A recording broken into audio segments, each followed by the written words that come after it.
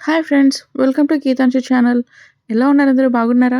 And ఈరోజైతే నేను ఒక ఒక విషయం మాట్లాడదామని వచ్చాను. ఏంటంటే పిల్లకి ఇంట్లో పనులు చేయించేస్తున్నారు.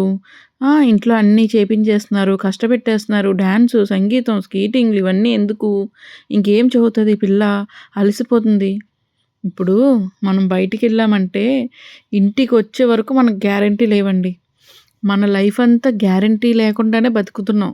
మన పిల్లలు మనం ఉన్నా లేకపోయినా వాళ్ళు సర్వైవ్ అవ్వాలి కదా! ఇప్పుడు చిన్న చిన్న పనులు ఈళ్ళకి నేర్పించడం వలన వాళ్ళు అలసిపోతారా? తరిగిపోతారా? దాన్ని కూడా నెగెటివ్‌గా మాట్లాడే జనాలు ఎక్కువైపోయారనమాట. ఇప్పుడు స్కూల్ నుంచి రాగానే చేతిలో ఫోన్ పెడతారు. ఎక్కడికెళ్ళినా ఫోన్‌లతోనే ఉంటారు. అయినా గాని వాళ్ళేమనరు. పిల్ల చక్కగా చదువుకుంటుంది, చక్కగా అన్నీ చేసుకుంటుంది పనులు, తన పనులు తను చేసుకుంటుందంటప్పటికి దాన్ని నెగెటివ్‌గా తీస్తారు. పిల్లల దగ్గర కూడా నెగటివిటీ తీస్తారు. అసలు ఎవ్వరు మనశ్శాంతిగా ఉండరా? ఎందుకండి ప్రతి ఒక్కటి నెగెటివ్‌గా చూస్తారు అసలు జనాలు? ఇప్పుడు మనం ఈరోజు ఉంటాం, రేపు ఉండమండి. పిల్లలు ఆళ్ళ పనులు ఆళ్ళు చేసుకోవద్దా? మనం లేకపోతే మన పిల్లల్ని ఎవ్వడైనా పట్టించుకుంటాడా? ఎంత సొంతోళ్ళైనా పట్టించుకుంటారా? మీరే ఆలోచించండి. పిల్లలకి ఎలా ఉండాలి? ఏంటి నేర్పించాలి? పిల్లలు మంచిగా చదివినా బాధే, మంచిగా చదవకపోయినా బాధే, మంచిగా ఏమైనా నేర్చుకున్నా బాధే, బుద్ధిగా ఉన్నా బాధ, బుద్ధిగా ఉండకపోయినా బాధే. ఏంటండి జనాలు ఎలా ఉన్నారసలు? ఇంకా కొంతమందుంటారు. పక్కనోళ్ళ పిల్లల మీద ఏడుస్తారు. పక్కన ఆళ్ళ ఫ్యామిలీలని, ఈళ్ళ ఫ్యామిలీలని అయ్య బాబోయ్! నెగటివిటీ క్రియేట్ చేసేస్తారు. నెగెటివ్‌గానే ఉంటారు. జనాల్ని బాధపెడుతూ, ఆళ్ళని బాధపెడుతూ ఎందుకండి ఉన్న చిన్న జీవితంలో ఇలా తన్నుకుని, ఆళ్ళ మీద ఈళ్ళ మీద చెప్పుకుని ఏం సాధిస్తామండి? అంటే నాకు జరిగింది నాకే అని కాదు. సరౌండింగ్ అంతా అలే ఉన్నారు.